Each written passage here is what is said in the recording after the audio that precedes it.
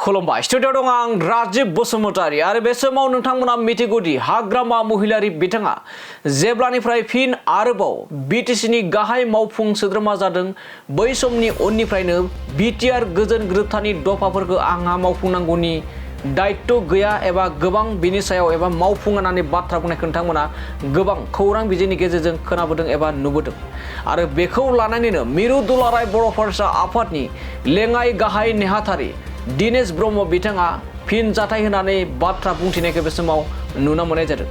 बे समाव हाग्रामा महिलारि बिथाङानि बिटिआर गोजोन गोरोबथानि दफाफोरखौ मावफुङा होनना बुंनायनि सायाव बिथाङा बुंथिदोंदि जुदि हाग्रामा महिलारि बिथाङा थारैनो बिटिआर गोजोन गोरोबथानि दफाफोरखौ मावफुङा होनना जुदि बुङोब्ला एबा मावफुङाब्ला बिथाङा हारिनि थाखाय एबा बर' हारिनि थाखाय 5,000 मुंख्लं जानाय बिथांमोनखौ लाजि फोनांनाय जागोन होननानै बे समाव बाथ्रा बुंदों मिरु दुलाराय बर' फरायसा आफादनि लेङाइ गाहाय नेहाथारि दिनेश ब्रह्म बिथाङा। बेनि अनगायैबो आरोबाव गोबां बाथ्रा बुंनानै बे समाव फिन जाथाय होदों दिनेश ब्रह्म बिथाङा आथिखालनि बिटिसिनि सिएम हाग्रामा महिलारि बिथांनि सायाव। दानिया फैदों बिदिब्ला हाग्रामा महिलारि बिथाङा जे जा बिटिआर एकर्डनि जा दफाफोर बे दफाफोरखौ मावफुङा बुंनायनि सायाव माब्रै फिन जाथाय होनानै बाथ्रा बुंदों मिरु दुलाराय बर' फरायसा आफादनि लेङाइ गाहाय नेहाथारि दिनेश ब्रह्म बिथांनिफ्राय जों आबुङै खोनासंना लादोनि। बिटिआर सुक्तिया जाहैबाय एबसु एनडिपिनि मोनब्रै हानजा इउबिपिअ इउनाइटेड बर्डार पिपल अर्गेनाइजेशन बे मोनथाम हानजा आरोबाव भारत सरकार आरो आसाम सरकारनि गेजेराव जानाय मोनसे गोरोबथा बिटिआर गोरोबथा आरो बेवहाय हाग्रामा महिलारियाबो बे सुक्तियाव सासे उइटनेस हिसाबै बिथाङा सागान होदों साखि हिसाबै सागान होदों। बिथाङाबो संबिजितनि जे मोनसे सुक्ति जानाय बे सुक्तियाव बिथाङाबो बे सुक्तिया मोजां जादों होननानै बिथाङाबो बेवहाय सागान होदों।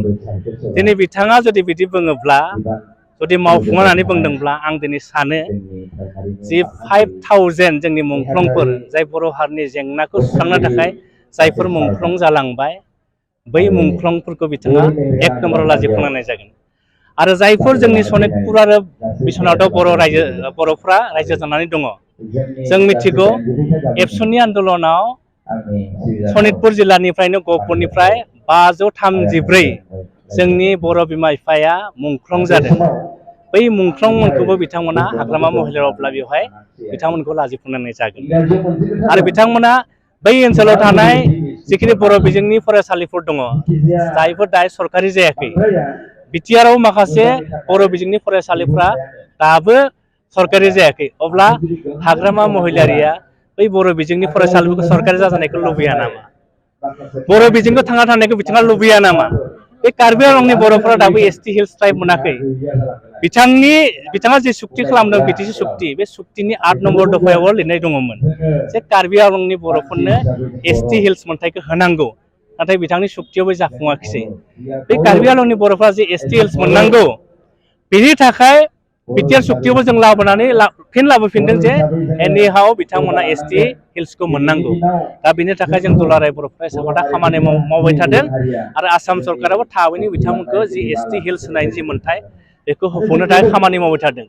दा हाग्रामा महिलारिया बे कार्बि आंलंनि 50,000 बर'फोरखौ एसटि मोननायखौ बिथाङा लुबैनायानो जाया। दा जोंनि मोनसे गिदिर कुइसन।